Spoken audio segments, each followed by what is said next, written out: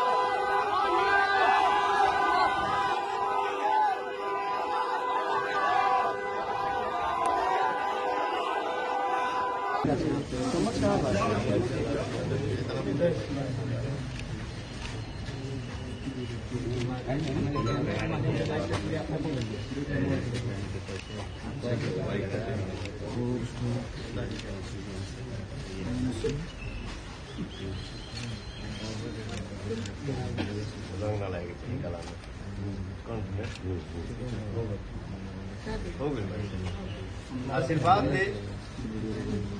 पवन भैया जिंदाबाद जिंदाबाद जिंदाबाद पवन भैया जिंदाबाद जिंदाबाद जिंदाबाद। माँ का आज्ञा मिल जाए, माँ का आदेश हो जाए कि बेटा तुमको ये करना है, तो वो बेटा करेगा ही, चाहे जिस हालत में करे। आज माँ से किया हुआ वादा मैं पूरा कर रहा हूँ और काराकाट लोकसभा में जा रहा हूँ अपने भैया, चाचा, माता, बहन का सबका आशीर्वाद लेने। हम अपने बेटा के आशीर्वाद देते हैं कि आज काराकाट के आदमी के लिए, सबके लिए अपने बेटा का देते हैं, सब सपना पूरा हो जाए। उसके बाद हम अपने बेटा को वो लोग के सौंप देते हैं। कुछ भी करे, बदमाशी करे तो कान ऐट के थप्पड़ भी मारना चाहिए। हम मारे लाए के बदमाशी करे लाता है। क्या बात है, हाँ, क्या बात है। ये तस्वीर जिंदाबाद जिंदाबाद। तो देखा आपने कि कैसे पवन सिंह रोड शो कर रहे हैं और किस तरह इनके रोड शो में भीड़ उमड़ा हुआ है। काफी लोग आए हुए हैं, युवा, खास करके युवा जो उनके साथ काफी उत्साहित दिख रहे हैं। सबसे पहले हम सर आपसे बातचीत के माध्यम से ये जानने की कोशिश करेंगे कि सर पवन सिंह की रैली हो रही है, कितना भीड़ हो रहा है, देखिए कितना लोग उत्साहित हो रहे हैं, क्या इसका असर होगा सर, थोड़ा सा समझा दीजिए। देखिए, निश्चित रूप से पवन सिंह भोजपुरी के जाने माने और बड़े कलाकार हैं और पावर स्टार के रूप में जाने जाते हैं। तो काराकाट लोकसभा सीट से इस बार वह चुनावी मैदान में उतरे हैं और उसी को लेकर के रोड शो की आज से उन्होंने शुरुआत की है। तो ऐसे में वह भारतीय जनता पार्टी के पहले में स्टार प्रचारक, और उन्हें आसनसोल से टिकट दिया गया था। आसनसोल से टिकट देने के बाद जो एक तरह से जो उनका जो गाने के बोल थे, उस गाने को बोल को लेकर के भारतीय जनता पार्टी की ओर से कुछ, या टीएमसी तृणमूल कांग्रेस की ओर से आपत्ति जताई गई, जिसके कारण उनको अपना जो बात था वो आसनसोल से अपने उम्मीदवारी वापस लेनी पड़ी। अब वो फिर से बिहार के हैं, तो ऐसे में वो बिहार के काराकाट से वह चुनावी दंगल में उतरने के लिए निर्दलीय ही तैयार हो गए हैं। लेकिन सबसे बड़ी बात है कि आसनसोल में पवन सिंह किसके खिलाफ लड़ने जा रहे थे? वह भी बिहार के हैं, शत्रुघ्न सिन्हा, जो खामोश के नाम से वो जाने जाते थे, तो उनके खिलाफ लड़ना चाह रहे थे। तो कहीं ना कहीं वो टीएमसी से उम्मीदवार हैं, इस सिटिंग सांसद भी हैं आसनसोल से, शत्रुघ्न सिन्हा। तो उनके खिलाफ तो वो स्थिति, ऐसी परिस्थिति बनी कि पवन सिंह को वहां से अपनी उम्मीदवारी वापस लेनी पड़ी। तो वह ऐसी परिस्थिति में फिर वह काराकाट से, जो बिहार के काराकाट में जो आरा से लगा हुआ इलाका है, लोकसभा क्षेत्र है, वहां से वह निर्दलीय आज जो दिखाई पड़ रहा है कि किस तरीके से उन्होंने रोड शो करके अपनी शक्ति का प्रदर्शन ही रोड शो के माध्यम से किया है।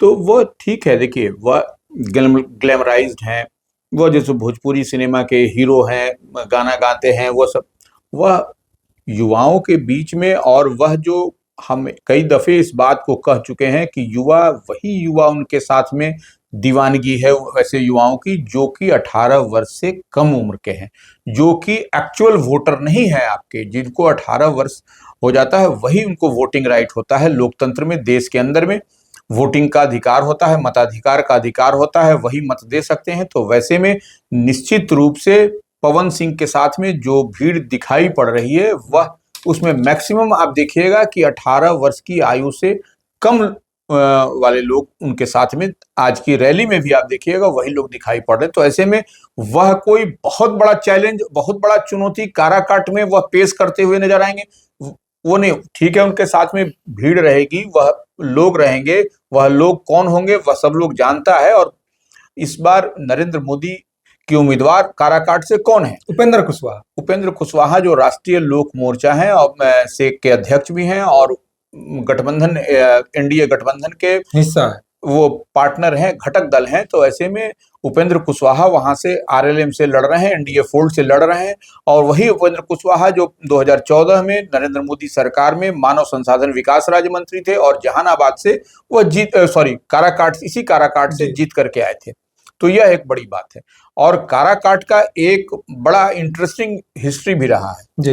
वह इतिहास यह है कि काराकाट से अब तक जो भी जीते हैं वह कुशवाहा समाज से ही जीते हैं। जो पिछला 3 जो टर्म है सर, 2009 से लेकर 2019 तक कुशवाहा का ही जीत हुआ है। हाँ, उससे पहले परिसीमन के पहले वो काराकाट लोकसभा क्षेत्र के नाम से नहीं जाना जाता था। परिसीमन के बाद से जब भी हुआ तो वहां पर जो है सो जो भी जीते हैं वह कुशवाहा समाज के ही लोग जीते हैं। और इसलिए इस बार जो है सो 2 कुशवाहा वहां से लड़ रहे हैं, राजा राम सिंह कुशवाहा, उपेंद्र कुशवाहा। उपेंद्र कुशवाहा। तो राजा राम सिंह कुशवाहा जो है सो वह माले के उम्मीदवार हैं। तो माले पर जो है सो राजपूत समाज का, ठाकुर समाज का या अन्य समाज के वर्ग का जो है सो स्वर्ण बिरादरी का वोट नहीं चढ़ेगा। हाँ, नहीं चढ़ता है। जैसे सर वहां पे ब्राह्मण 70,000, भूमिहार 50,000 और राजपूत 2 लाख के आसपास है। नहीं, इनका वोट तो उन पे चढ़ेगा नहीं। हाँ, तो वही कह रहे हैं। तो ये जो है सो उपेंद्र कुशवाहा जो लॉकुश कॉम्बिनेशन के में देखा जाता है, उनके साथ में कुर्मी और कुशवाहा का वोट है। और वो जो अन्य जो एनडीए का जो वोट है वह उन पर चढ़ेगा, ब्राह्मण का, वैश्य का, भूमिहार का। तो ये इतना वोट तो एकजुट है उनके साथ में। तो वह उसमें कहीं कोई डेंट से और ये कोई सेंधमारी की बात का सवाल ही नहीं उठता है। ठीक है, वो पावर स्टार हैं, वो लड़ने के लिए हैं पावर स्टार। तो लेकिन वोट कहां तक वो काट पाएंगे, वोट कहां तक वो ले पाएंगे राजपूत का, यह देखने वाली 2 बात लाख राजपूत मतदाता है सर काराकाट में। नहीं, वही ध्यान दीजिएगा सर इस बात। नहीं, वही हम कह रहे हैं कि 2 लाख राजपूत मतदाता, तो राजपूत मतदाता भारतीय जनता पार्टी और एनडीए फोल्ड में मजबूती के साथ हैं, भूमिहार मतदाता एनडीए फोल्ड में मजबूती के साथ हैं, ब्राह्मण मजबूती के साथ हैं, वैश्य जो है सो 2 लाख हैं, वह भी मजबूती के साथ हैं, भूमिहार 50,000। तो देखिए, सब कहने का मतलब ये है कि अब कुर्मी कुशवाहा अगर यदि वहां से दूसरे उम्मीदवार हैं राजा राम सिंह कुशवाहा, तो क्या राजा राम सिंह कुशवाहा को कुशवाहा का वोट मिलेगा? ऐसा नहीं होता है, क्योंकि देखिए कुशवाहा में बड़े कद का नेता उपेंद्र कुशवाहा है। और जो हम बात कह रहे हैं कि किसानी करने वाले लोग या अन्य जो हैं वह लोग माले को वोट नहीं करते हैं, यह पूरा जो सो हम नहीं कह रहे हैं, यह इतिहास कह रहा है। यह पूरी जानकारी आप देखिएगा तो हर क्षेत्र का जो समीकरण है वह दिखाई पड़ता है। नंबर 1। नंबर 2 बात यह है इसमें कि काराकाट की जनता इस बार मन मिजाज इसलिए बना रखी है क्योंकि पिछली बार जो है सो वहां से जो एनडीए फोल्ड से जीत करके गए थे जेडीयू के जो उम्मीदवार थे वह भी कुशवाहा थे, महाबली सिंह कुशवाहा। तो वह मंत्री नहीं बने थे। उपेंद्र कुशवाहा जो है सो 2014 में नरेंद्र मोदी सरकार में केंद्रीय मानव संसाधन विकास राज्य मंत्री थे। तो इस बार काराकाट की जनता ने तय कर लिया है कि हमको यहाँ से वैसे उम्मीदवार को भेजना है जिता करके कि जो केंद्र में नरेंद्र मोदी गवर्नमेंट में मंत्री बने। तो मंत्री बनेगा तो बिहार में डबल इंजन की सरकार है, तो तेजी के साथ काराकाट का विकास होगा। तो यह बात को देखते हुए उपेंद्र कुशवाहा पर जो है सो वहां का समीकरण पूरी तरह से समीकरण भी उनके साथ सर है। एक छोटा सा सर हम लोग उस पे दे देते हैं ध्यान। 2019 का जो चुनाव हुआ था उस पे महाबली सिंह को 3,98,000 लगभग 4 लाख वोट मिले थे और उपेंद्र कुशवाहा को 3,13,000 यानी 80,000 कम वोट मिले थे। मान लेते हैं 80-50,000 कम वोट मिले थे।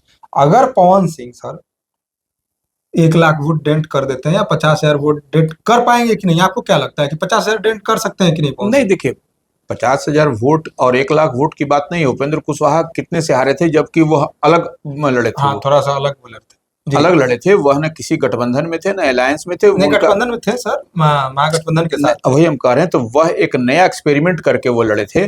तो ऐसे लिहाज में इस बार जो है सो जो उनका कॉम्बिनेशन है जो एनडीए फोल्ड में है, तो इस बार निश्चित रूप से 2014 में भी वह जो है सो लड़े थे। मोदी का जो 33% वोट बैंक है वो उनके साथ ऐड हो रहा है। हाँ, वही कह रहे हैं। तो वहां पर जो लॉकुस कॉम्बिनेशन की हम बात कर रहे हैं जिसका वोट 3 लाख है, तो वो उसमें अगर यदि आप जोड़ दीजिए वैश्य को 2 लाख, 3-2 5 लाख हो गया, ब्राह्मण जोड़ दिए 70,000 वह हो गया, भूमिहार जोड़ दीजिए 50,000, तो यह इसी तरह 6 लाख 7 लाख के आसपास वोट हो जा रहा है। तो इसमें अगर यदि बहुत भी अगर यदि होगा और तो मान लीजिए 5 लाख वोट आएगा, उनको 4 लाख वोट आएगा, तो वो तो पूरी तरह से वो तो एकदम कितना भी अगर इसको करिएगा तो भी वो जीत रहे हैं।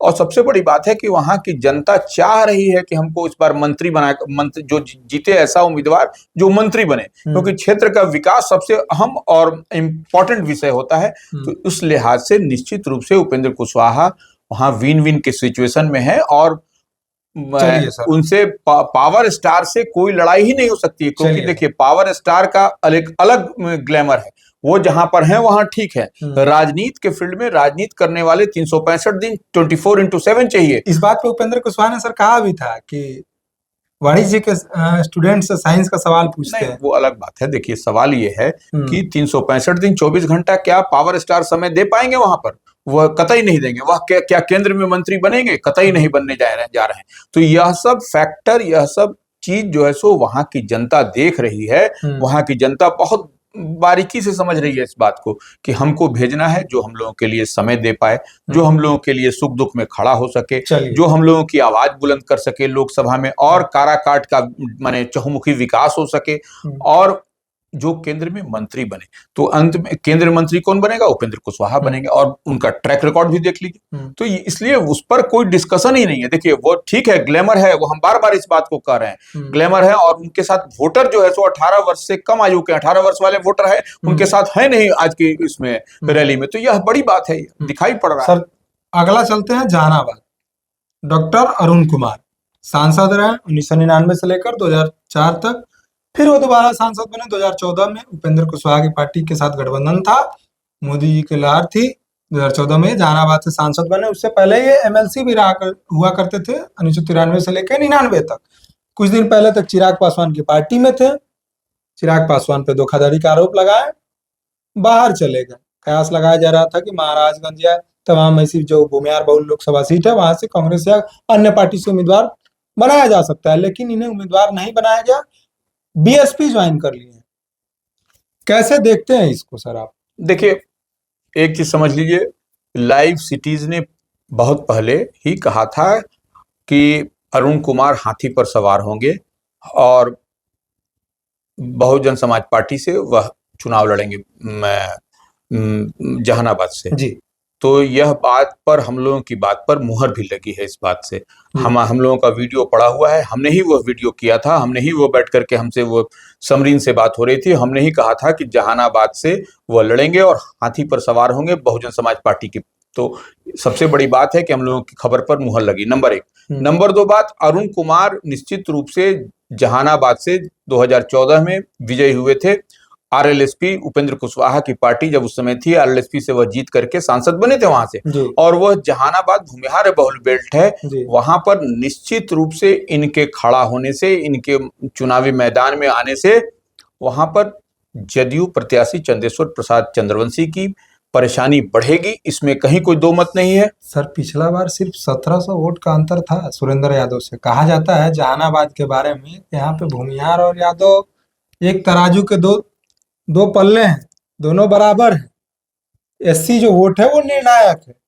अब ऐसे में भूमियार का एक बड़ा चेहरा एससी के पाले में जा बैठा है, एससी जो बीएसपी के साथ है। अगर वहां पे बीएसपी का जो एससी मतदाता है, बीएसपी में नहीं कर रहा, वो तो है तो भाजपा के, बिहार में जो है एससी मतदाता वो भाजपा के साथ है पूरी तरह से। तो ऐसे में 21% आंकड़े के अनुसार, जनगणना के अनुसार जहानाबाद में एससी वोटर है। अगर एससी वोटर से थोड़ा सा भी डेंट करते हैं और भूमियार, चूंकि ये 2019 में लड़े थे, RLSP एस करके जो पार्टी है, सेकुलर करके पार्टी, उससे चुनाव लड़े थे और 34,000 वोट मिला था अरुण बाबू को।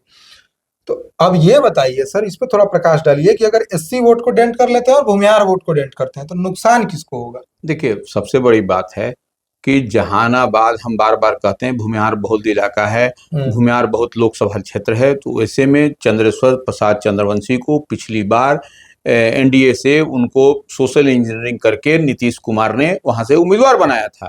और सोशल इंजीनियरिंग इसलिए कि चंद्रवंशी अति पिछड़ा समाज से आते हैं, तो वह नाराजगी कहीं ना कहीं भूमिहार समाज में है, सवर्ण समाज में वहां पर है कि भूमिहार बहुल एक सीट था, इसको अति पिछड़ा करके इसको पूरी तरह से समर्पित कर दिया है। तो यह कहीं ना कहीं यह इस लिहाज से आप देखिएगा कि फिर पुराना ही सेटअप आपको वहां पर सुरेंद्र यादव पिछली बार भी लड़े थे, चंद्रेश्वर प्रसाद चंद्रवंशी भी लड़े थे, वह भी सुरेंद्र प्रसाद भी आरजेडी से लड़े थे, चंद्रवंशी भी जेडीयू से लड़े थे, वही सेम सेटअप है। अरुण कुमार भी लड़े थे, अरुण कुमार भी लड़ रहे हैं। तो यह सब जो दिखाई पड़ रहा है पुराना सेटअप ही है। तो ऐसे में निश्चित रूप से उस बार मार्जिनल वोट से गिरते पड़ते हम कहें तब जाकर के चंद्रेश्वर प्रसाद चंद्रवंशी जीतते हुए दिखाई पड़े थे। इस बार जो है सो जो तैयारी है और महागठबंधन के पाले जहानाबाद लोकसभा क्षेत्र में सभी सीटें, हमको जहां तक याद लगता है कि सब महागठबंधन के पास है विधानसभा की, ऑलमोस्ट ऑल।